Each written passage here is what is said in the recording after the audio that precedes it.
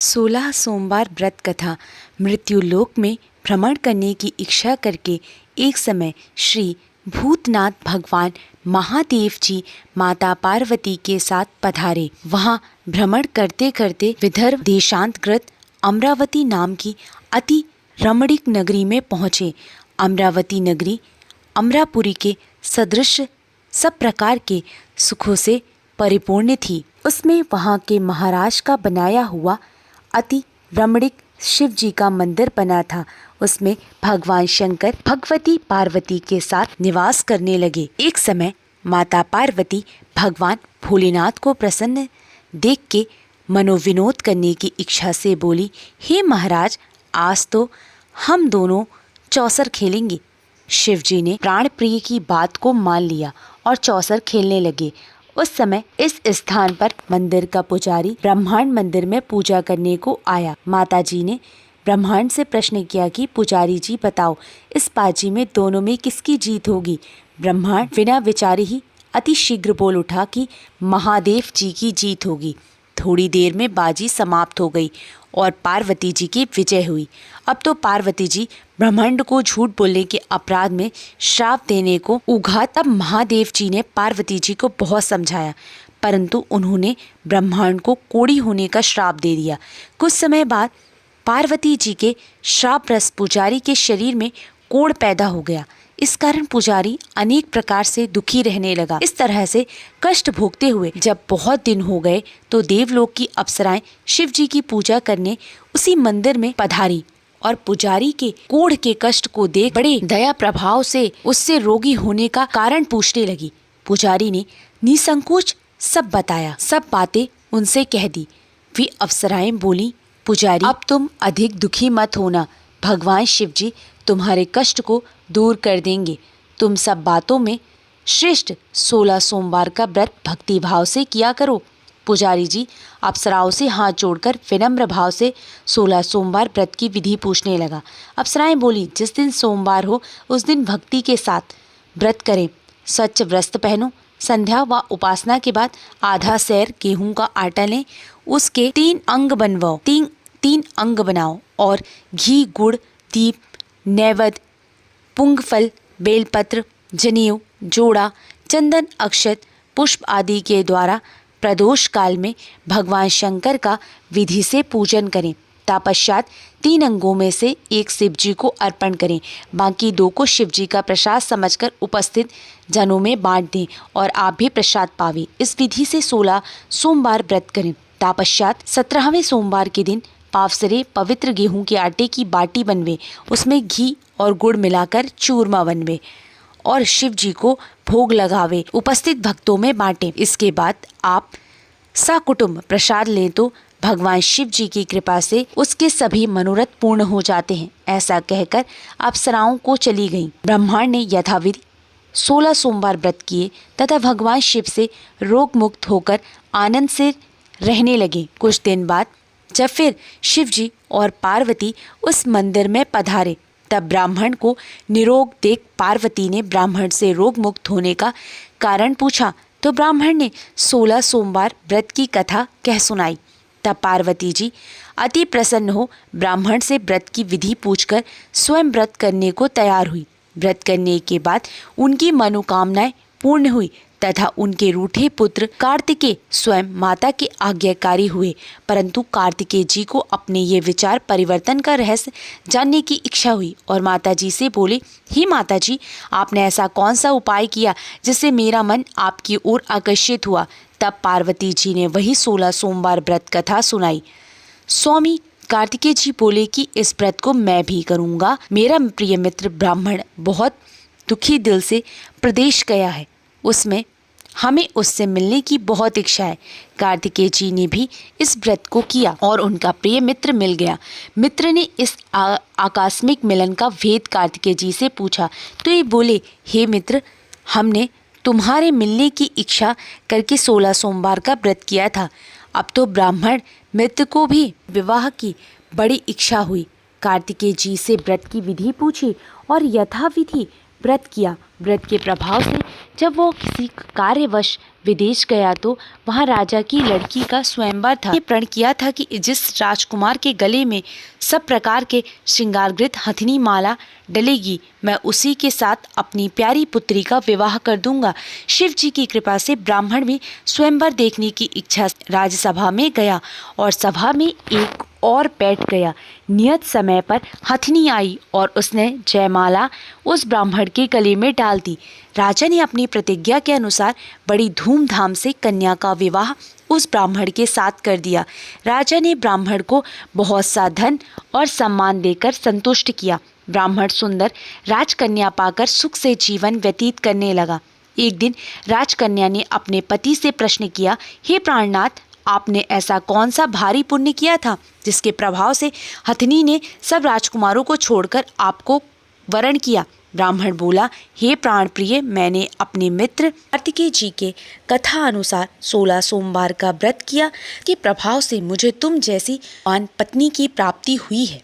व्रत की महिमा को सुनकर राजकन्या को बड़ा आश्चर्य हुआ और वह भी पुत्र की कामना करके व्रत करने लगी। शिव जी की दया से उसके गर्भ से एक अति सुंदर, सुशील, धर्मात्मा और विद्वान पुत्र उत्पन्न हुआ। माता पिता दोनों उस देव पुत्र पाकर अति प्रसन्न हुए और पालन पोषण भली प्रकार से करने लगे।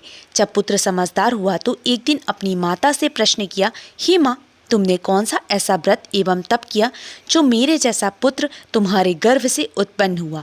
माता ने पुत्र का प्रबल मनोरथ जानकर अपने किए हुए 16 सोमवार व्रत को विधि के सहित पुत्र को बताया। पुत्र ने सब तरह के मनोरथ पूर्ण करने वाले को सुना तो वह भी इस व्रत को राज्य अधिकार पाने की इच्छा से हर सोमवार को यथाविधि करने लगा। तो एक दिन एक देश के वृद्ध राजा के दूतों ने आकर उसको राजकन्या के लिए वरण किया। राजा ने अपनी पुत्री का विवाह ऐसे सर्वगुण संपन्न ब्राह्मण युवक के साथ करके बड़ा सुख प्राप्त किया। वृद्ध राजा के दिवंगत हो जाने पर इसी ब्राह्मण बालक को गद्दी पर बिठाया गया, क्योंकि दिवंगत राजा के कोई पुत्र नहीं था।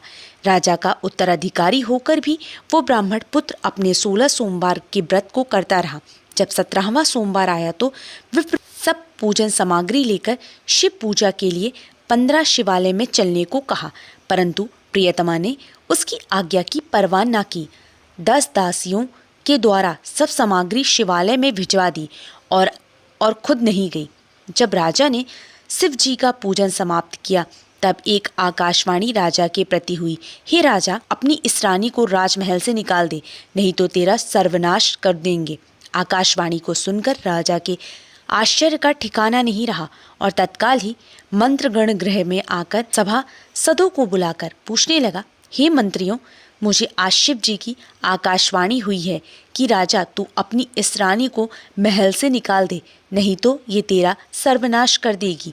राज्य में मंत्री तथा सभासद आदि सब बड़े विषम और दुख में डूब गए कि जिस कन्या के कारण राजा को राज्य मिला का ये जाल रच रहा है, ये कैसे हो सकेगा। अंत में राजा ने उसे अपने यहाँ से निकाल दिया। रानी दुखी हृदय मन को कोसती हुई नगर के बाहर चली गई। तरण फटे वस्त्र पहने भूख से दुखी धीरे धीरे चलकर एक नगर में पहुंची। वहाँ एक बुढ़िया काट कर बेचने को जाता करुणा दशा देख बोली, चल तू मेरा सूत बिकवा दे, मैं वृद्ध हूँ, भाव नहीं जानती हूँ।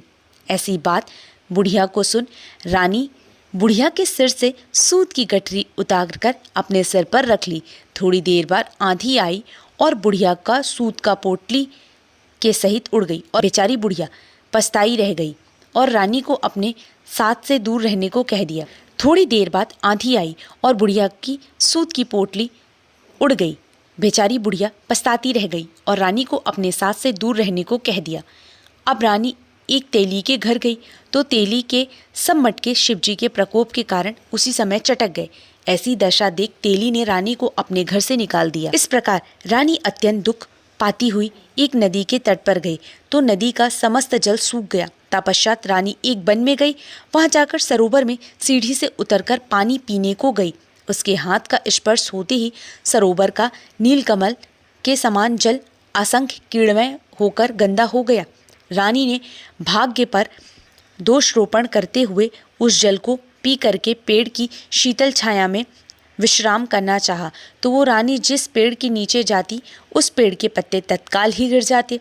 वन, सरोवर, जल की ऐसी दशा देखकर गऊ चराते ग्वाले ने अपनी गुसाई जी से स्थित मंदिर में पुजारी थे ग्वालों ने अपनाई जी से जो उस जंगल में स्थित मंदिर में पुजारी थे उनसे कही। गुसाई जी के आदेश अनुसार ग्वाले रानी को पकड़कर गुसाई के पास ले गए।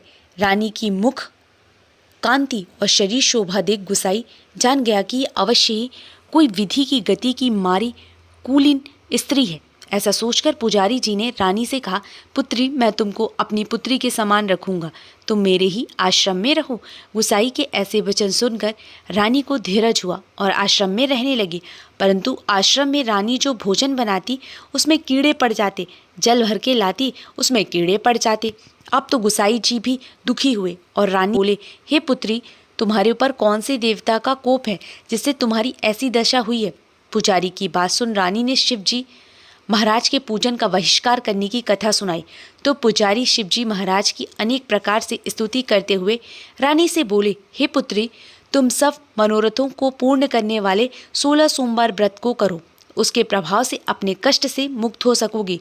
गुसाई की बात सुनकर रानी ने 16 सोमवार व्रत को विधिवत संपन्न किया और 17वें सोमवार के पूजन के प्रभाव से राजा के हृदय में विचार उत्पन्न हुआ कि रानी को गए बहुत समय व्यतीत हो गया, न जाने कहाँ कहाँ भटकती होगी, ढूंढना चाहिए। ये सोच रानी को तलाश करने के लिए चारों दिशा में दूत भेजे। वे दूत रानी को खोजते हुए पुजारी के आश्रम में पहुंचे।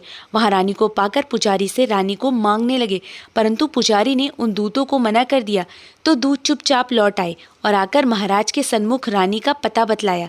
रानी का पता पाकर राजा स्वयं पुजारी के आश्रम में गया और पुजारी से प्रार्थना करने लगा कि महाराज, जो देवी आपके आश्रम में रहती है वो मेरी पत्नी है। शिव जी के कोप से मैंने उसको त्याग दिया था, अब इस पर से शिव जी का प्रकोप शांत हो गया है, इसलिए मैं इन्हें लेने आया हूँ। आप इनको मेरे साथ जाने की आज्ञा दीजिए। गुसाई जी ने राजा के वचन को सत्य समझकर रानी को राजा के साथ जाने की आज्ञा दे दी। गुसाई की आज्ञा पुकार रानी प्रसन्न होकर राजा के साथ महल में आई। नगर में अनेक प्रकार के आवे बजने लगे। नगर निवासियों ने नगर के दरवाजे तथा नगर को तोरण बंधनवारों से विविध प्रकार से सजाया। घर घर में मंगल गान होने लगे। पंडितों ने विविध वेद मंत्रों का उच्चारण करके अपनी राजरानी का स्वागत किया। ऐसी अवस्था में रानी ने पुनः अपनी राजधानी में प्रवेश किया। महाराज ने अनेक तरह से ब्राह्मणों को दान आदि देकर संतुष्ट किया। याचकों को धन धान्य दिया। नगरी स्थान स्थान पर सदाव्रत खुलवाए जहाँ भूखे लोगों को भोजन मिलता था। इस प्रकार से राजा शिव जी की कृपा का पात्र हो राजधानी में रानी के साथ अनेक तरह के सुखों का भोग करते हुए सोमवार व्रत करने लगा।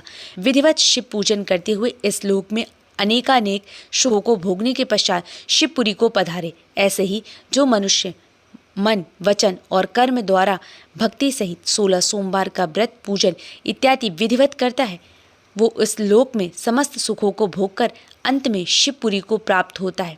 ये व्रत सब मनोरथ को पूर्ण करने वाला है। अगर आपको वीडियो पसंद आई हो तो कमेंट करके ज़रूर बताएं और कमेंट में हर हर महादेव ज़रूर लिखें।